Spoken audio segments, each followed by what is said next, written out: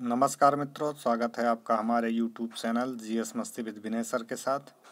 आइए देखते हैं हम लोग सीटेट से संबंधित कुछ महत्वपूर्ण पर्यावरणीय अध्ययन आए हुए क्वेश्चन थे, उनको लेके आया हूँ और इसमें कुछ व्याख्या है जिनको मैं आपको समझा देता हूँ और आप क्वेश्चन को देखते चलिए और समझते चलिए कैसे क्वेश्चन बनता है पर्यावरणीय अध्ययन से। तो देखते हैं कि सजीव जगत को लेके पहला सजीव जगत टॉपिक है मेरा। सीटेट स्पेशल है, क्या है? सीटेट स्पेशल है। तो आइए देख लेते हैं। इसमें पौधों के लिए किए जाने वाले नीचे दिए गए कार्यों पर विचार करना है जो पौधों के द्वारा किया जाता है। जैसे पौधे को सहारा देना, ह्यूमस प्रदान करना, भोजन संचित या भंडारण करना, पानी और खनिजों को अवशोषित करना। बताइए क्या होगा इसमें? 1 2 3 होंगे, ए बी होगा, सी बी होगा, ABCD सब होंगे। बताइए कौन से होंगे? तो इसमें मतलब पौधों को सहारा देना है, पौधों के लिए किए जाने वाले कार्य जो होंगे उन पर विचार करना है, पौधों को सहारा देना होता है। ह्यूमरस प्रदान किया जाता है, मतलब ह्यूमरस का मतलब उन्हें उर्वरक प्रदान किया जाता है। डी, भोजन संचित या भंडारण करना, वो भोजन संचित और भंडारण करते हैं। ये देखते हैं, इसका ऑप्शन ए सही है, ACD सही है। जड़ पौधों का वह भाग है,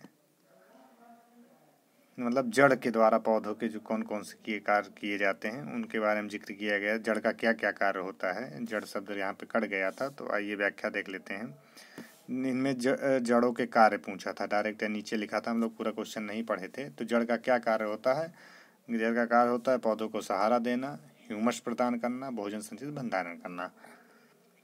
तो कहते हैं पेड़ पौधे का वह भाग जो जमीन के अंदर मूलांकुर से विकसित होकर प्रवेश करता है तथा प्रकाश के विपरीत जाता है। जड़ों में ना तो पत्तियां रहती हैं और ना ही जनन अंग होते हैं, किंतु इसमें एक शीर्ष वर्धमान सिरा रहता है।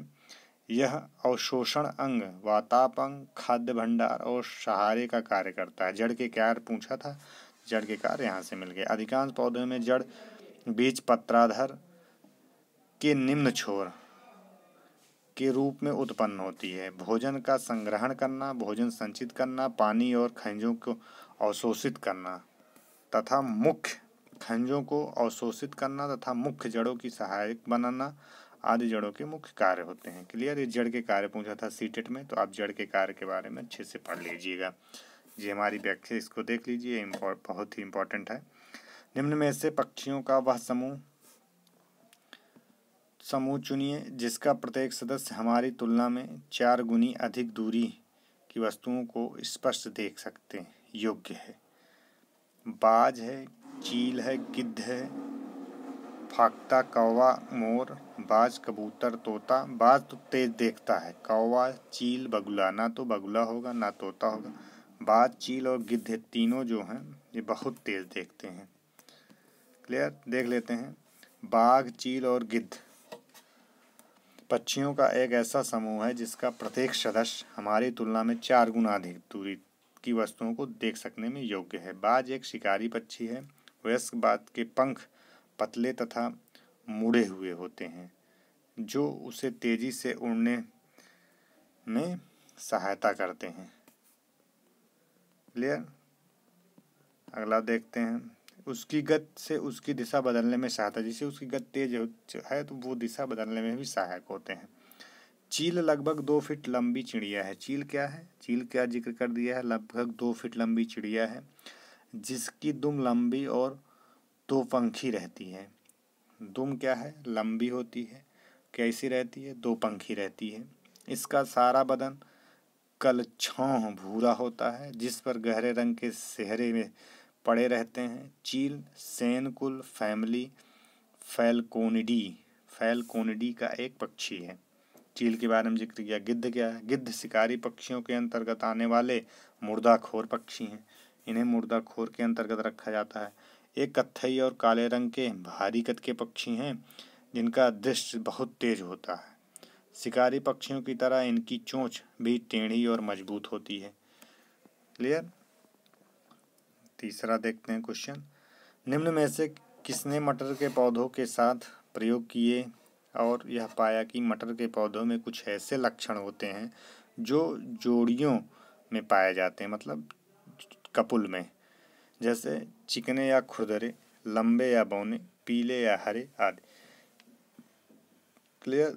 किसने कहा था? जैसे चार्ल्स डार्विन ने, डॉक्टर एम.एस. स्वामीनाथन ने, ग्रेगर जॉन मेंडल ने, जॉर्ज मेस्टल ने। आपने पढ़ा ग्रेगर जॉन मेंडल के बारे में कक्षाओं में, तो उन्होंने कहा था, क्या कहा था देख लेते हैं। ग्रेगर जॉन मेंडल एक जर्मनी भाषी ऑस्ट्रेलियाई ऑगस्टेनियन पादरी एवं वैज्ञानिक थे। कहाँ के थे? जर्मनी, ऑस्ट्रेलियाई थे, ऑगस्टेनियन पादरी थे, जर्मन भाषाई। उन्होंने आनुवांशिकी का जनक कहा जाता है। आनुवांशिक का जनक किसे कहा जाता है? तो किसे? मेंडल को। आनुवांशिक का जनक किसे कहा जाता है? मेंडल को कहा जाता है। उन्होंने मटर के दानों पर प्रयोग कर आनुवांशिकी के नियम निर्धारित किए थे। उन्होंने कृषकों को बताया कि गेहूं, मक्का और दूसरी फसलों की अच्छी किस्में तैयार की जा सकती हैं। इन्हीं सिद्धांतों पर चलकर पशु उत्पादक अधिक मजबूत, स्वस्थ गायें और भेड़ों को पैदा करने में सफल हुए। ये ग्रेगर जॉन मेंडल का तथ्य था। तो ऑप्शन वहाँ पे 3 सही हो जाता है, जिन्होंने मटर पे शोध किया था। तो क्वेश्चन देखते हैं। नीचे दिए गए पक्षियों की कौन सी प्रजाति झटके से अपनी गर्दन आगे पीछे कर दी? बहुत ही इंपॉर्टेंट क्वेश्चन है, 19 में पूछा गया था जब हम लोग दिए थे। कौवा था, बसंत गौरी थी, मैना था, उल्लू। तो कौन है? तो इसमें मैना करती है। मैना संपूर्ण भारत में पाई जाती है। मैना कहाँ पाई जाती है? संपूर्ण भारत में पाई जाती है। मैना खुद का घोंसला पेड़ों पर बनाती है, लेकिन अपने अंडे किसी दूसरे पक्षी के घोंसले में देती। अगर पूछ ले ऐसी कौन सी, जिससे इसकी गर्दन से पूछा, अगर पूछ ले जो अपना घोंसला तो खुद बनाती लेकिन अंडे कहाँ देती है? दूसरे के घोंसले में देती। कौन? मैना। यही अपनी गर्दन आगे पीछे करती है। क्लियर? अगला क्वेश्चन देखते हैं। नीचे दिए गए सूची पर विचार कीजिए।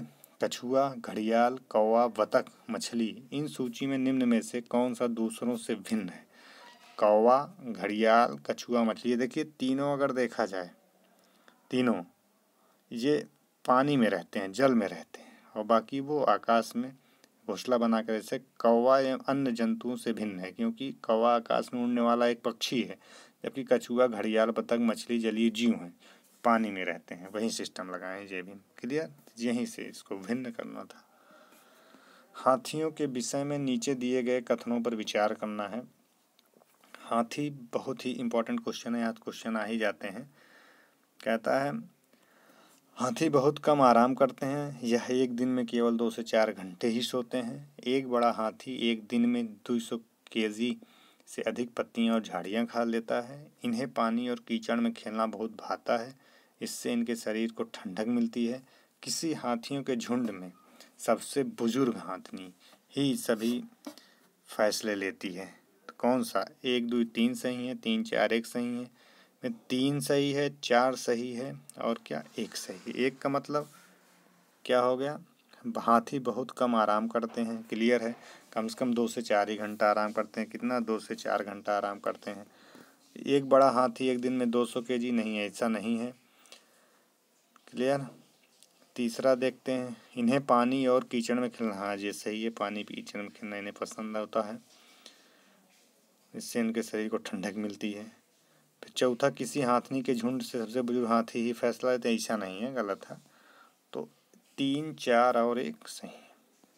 आइए व्याख्या देख लेते हैं। इन्हें पानी और कीचड़ में खेलना बहुत भाता है, इससे इनके शरीर को ठंडक मिलती है। किसी हाथियों के झुंड में सबसे बुजुर्ग हाथनी ही सभी फैसले लेती है।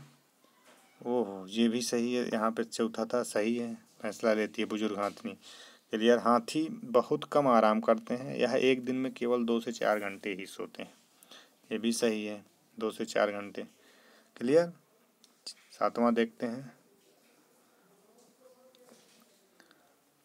घरों के नीचे दिए गए विवरणों का विचार कीजिए। घरों के नीचे, राजस्थान में गोवा के लोग मिट्टी के घरों, जिनकी छतें कटीली झाड़ियों की होती हैं, में रहते हैं।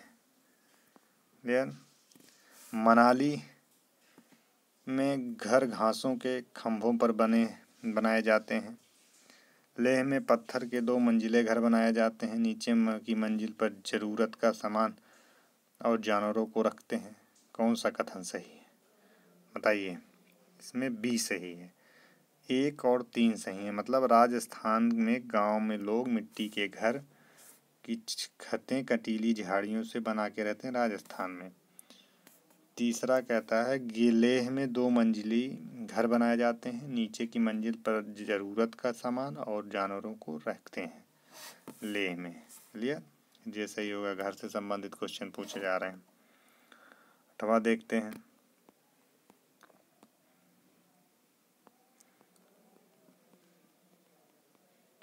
क्लियर, हम लोग 7 तक देख लिए हैं। अगला वीडियो हम फिर से बनाएंगे इसी के आगे से। यदि यह वीडियो अच्छा लगा हो इसे शेयर और सब्सक्राइब करिए। धन्यवाद मित्रों।